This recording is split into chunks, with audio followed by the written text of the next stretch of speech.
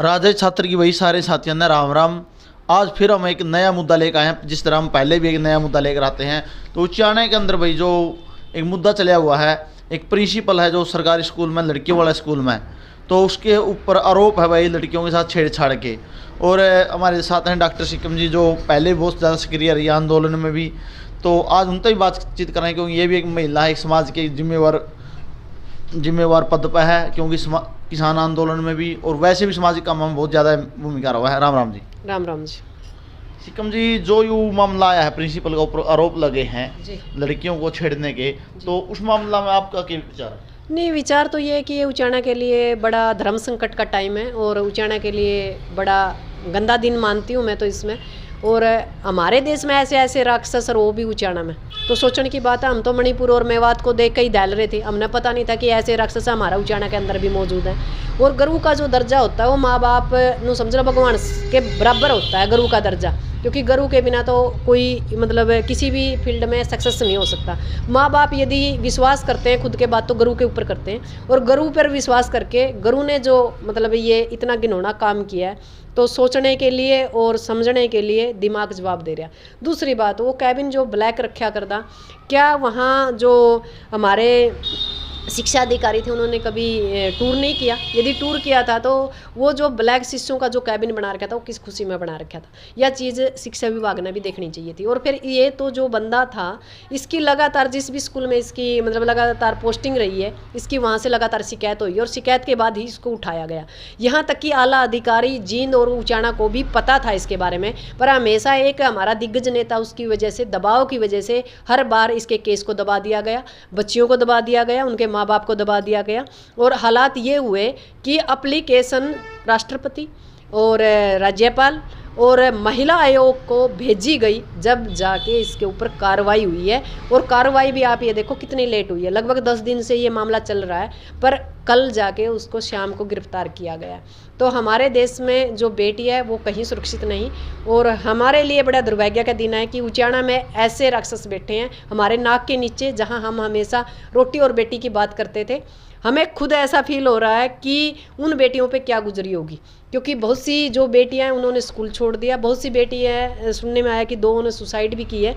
अभी ये चीज़ें तफ्तीश का मतलब एक मोहल्ला या मोड़ पे है, क्योंकि ये काम है पुलिस का, उसके अंदर कितना कुछ निकल के आता है। दूसरी एक बात और आई है इसके अंदर, इसकी प्रिंसिपल की एक लेक्चरर भी जो साथी थी, जो इसके काम में साथ देती थी। तो शर्म की बात है, महिलाओं के ऊपर भी एक ये दाग मानती हूँ मैं, क्योंकि बेटियाँ सबकी साझी होती हैं, चाहे अमीर हो चाहे गरीब हो या वो किसी धर्म की हो। जब बेटियाँ हो गई वो पूरे हिंदुस्तान की बेटियाँ हैं, पर आज हिंदुस्तान की बेटियों को दर बदर भटकना पड़ रहा है और ऐसे अत्याचार लगातार हो रहे हैं। पीछे एक सदन में जो पिछला सत्र था, सदन के अंदर एक MP ने बताया था कि 13,13,000 महिलाएँ मिसिंग है इंडिया से, हिंदुस्तान से। तो शर्म की बात है कि धरती खाई या आसमान निकल गया, पर सरकार असंवेदनशील है, क्योंकि इसके पास ना बेटियां हैं ना इसके पास रोटी है। रोटी ये मांग के खाते थे, बेटियां इनके घर में है नहीं। असंवेदनशील हमने सरकार बनाई है, जिसका खामियाजा सबसे ज़्यादा गाय को, बेटी को और गंगा को भुगतना पड़ रहा है। देखा जाए तो जी देखो, एक जो स्कूल हुआ है, एक लड़की के लिए बहुत अच्छा माहौल होना चाहिए वहाँ पे, और एक जिम्मेवार वो हैं जो अधिक मास्टर हुए हैं, क्योंकि बाहर का माहौल आज के समाज के अंदर बहुत गंदा होने लग रहा है। लेकिन वहाँ पर अगर रक्षक ही बख्शक बन गए तो मतलब क्या हुआ इस समाज का, और क्या हुआ बेटियों का? नहीं, समाज से तो मैं यही कहना चाहती हूँ कि आप दोबारा से खाप जीन तो जो है खाप लैंड या जाट लैंड के नाम से प्रसिद्ध है, और उचाना तो आपको पता है कि 1 साल पहले कह देते हैं हॉट सीट है, हॉट सीट है, जबकि मुद्दा इतना गरमाया हुआ है। हमारे यहाँ से एक कहता है कि मेरा ये कर्म क्षेत्र है, एक कहता है कि मेरा जन्म स्थान है, यानी मेरा खुद का इलाका है। जब वोटों का टाइम आता है तो इलाके का दम भरते हैं, पर वो जो दिग्गज है उनमें से एक तो इसमें इन्वॉल्व ही है, जिसका हाथ है इस सरगना को, हम तो सरगना ही कहेंगे, क्योंकि ये एक आदमी का काम नहीं हो सकता, एक बड़ा गिरोह मिलेगा। वो अलग बात है कि एक के ऊपर केस छोड़ के सारे इधर उधर निकल जाएं, वो एक अलग बात होती है, हर बार होता है, हर केस में होता है। पीछे पटवारी वाले मामले में भी यही हुआ था और आगे भी हो सकता है। और मतलब आज तक उनका कोई बयान नहीं आया। एक राष्ट्रपति के संज्ञान में है, महिला आयोग के संज्ञान में, एक राज्यपाल के संज्ञान में, पर जो हमारे यहाँ के जो दिग्गज नेता है, जो विकास का दम भरते हैं, उनको पता नहीं, उनकी जबान को लकवा लग गया क्या, उनका हक नहीं बढ़ता था इसके बारे में संज्ञान ले, इसके ऊपर कार्रवाई करें, इसके ऊपर बयान दें, पर नहीं, वो आते हैं 4.5 साल मज़े लूटते हैं विधानसभा और संसद के, और 4.5 साल के बाद इस भोले इलाके को भगाते हैं और वोट ले जाते हैं और फिर आराम से अपनी ज़िंदगी जीते हैं। इस इलाके में क्या हो रहा है, कोई भी इस उचाना का रखवाली नहीं है। जहाँ प्रशासन यदि कोई गलत काम करता है तो शासन का हाथ होता है, शासन के इन्वॉल्वमेंट के बिना कोई भी प्रशासन गलत काम नहीं कर सकता। और मैं सीधी सी ये बात मानती हूँ कि भ्रष्टाचार, रेपिस्ट और क्राइम में उचाना नंबर 1 है हरियाणा के अंदर, और हम इस चीज़ को रूबरू हो रहे हैं, हमारे लिए शर्म की बात है।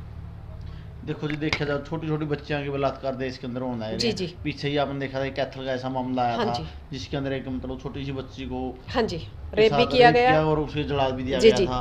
तो मतलब कहीं ना कहीं समाज के अंदर बहुत ज़्यादा बेटियों के साथ बहुत गलत हो गया। जो सरकार है ना, सरकार ने पहले हमारी फसलों को ख़राब किया, खापों को दबाया गया, खापों को तोड़ा गया, खाप चौधरियों पर केस किए गए ताकि वो किसी भी मामले में इन्वॉल्व ना हो, बोल लेना। तो वहाँ से फिर नस्लों के ऊपर सरकार ने हमला करना शुरू किया, लव मैरिज लेके आए, लव इन रिलेशनशिप लेके आए। ये क्या, ये हमारी नस्लों को ख़राब करने के लिए स्कूलों के अंदर टैब देना। आपको भी पता है क्या चीज़ें सर्च होती हैं, बाकायदा मीडिया के अंदर एक रिपोर्ट आई थी कि बच्चे क्या सर्च कर रहे हैं। और अब तो हालात ये है कि पहले तो 5वीं से आप बच्चों को दिए गए थे टैब, अब नीचे वाले 3री के बाद भी टैब दिए जाएंगे। यानी ये सरकार हमारी नस्लों को ख़राब करने की तरफ पूरा ध्यान दिए हुए है। पहली बात तो यह कि बेटियों के स्कूल ही बंद कर दिए गए, जो बाकी स्कूल बचे हैं उनके अंदर ऐसे दरिंदे बिठा दिए गए ताकि बेटियाँ या जो युवा हैं वो घर तक सीमित रहें और फ़ोनों पे बिजी रहें। नस्ल भी ख़राब और फसल भी ख़राब। और सरकार हमारे जो लैंड है, जो एग्रीकल्चर लैंड है, उसके ऊपर कब्जा करना चाहती है। एग्रीकल्चर लैंड के ऊपर कब्जा तभी होगा जब हमारे बच्चे या जो हमारे युवा है वो नहीं बोलेंगे, वो महिला हो या पुरुष हो, क्योंकि जो हमारे बुजुर्ग है वो लड़ाई लड़ रहे हैं नस्ल और फसल की। मैं तो दोबारा से कहूँगी कि जो खाप पंचायतें हैं, किसान संगठन है, जो महिला संगठन है, वो इसके ऊपर कड़ा संज्ञान ले। और ऐसे मुद्दे यदि आते हैं तो मैं कहती हूँ सरकार को फास्ट ट्रैक के थ्रू इसके ऊपर कार्रवाई करी जाए और इसको फांसी की सज़ा दी जाए। कहती हूँ कि बेटियों को गुड्डा गुड़िया से खेलना मत सिखाइए, बेटियों को हथियार चलाना सिखाइए ताकि वो अपनी रक्षा कर सके। और सरकार को भी चाहिए, क्योंकि खट्टर साहब ने कहा था कि हमारे पास इतनी फोर्स नहीं है कि हम आम जनता को सुरक्षा दे सके, क्योंकि जो फोर्स है वो तो MP MLA मुख्यमंत्री प्रधानमंत्री के पीछे लगी हुई है। तो आप एक काम करिए, जितनी बेटियाँ या जितनी महिलाएँ अपनी सुरक्षा के लिए हथियार रखना चाहती हैं उनको लाइसेंस दीजिए और उनको हथियार मुहैया करवाइए, वो अपनी रक्षा खुद कर लेंगी। उसको ज़रूरत नहीं है किसी पिता की, किसी माता की, किसी भाई की, किसी पति की और किसी सरकार की। वो खुद की रक्षा खुद कर सकती हैं। और अपनी महिलाओं को भी और बेटियों को भी ये चाहिए कि वो अपनी सुरक्षा कैसे कर सकती हैं, कुछ ऐसी चीज़ें अपने साथ ज़रूर रखें ताकि कोई यदि बुरे हालात होते हैं तो उसमें हम अपनी इज्जत की आत्मरक्षा कर सकें। चलो जी, धन्यवाद। धन्यवाद। आपने भाई देखो विचार सुने डॉक्टर सिकम जी के।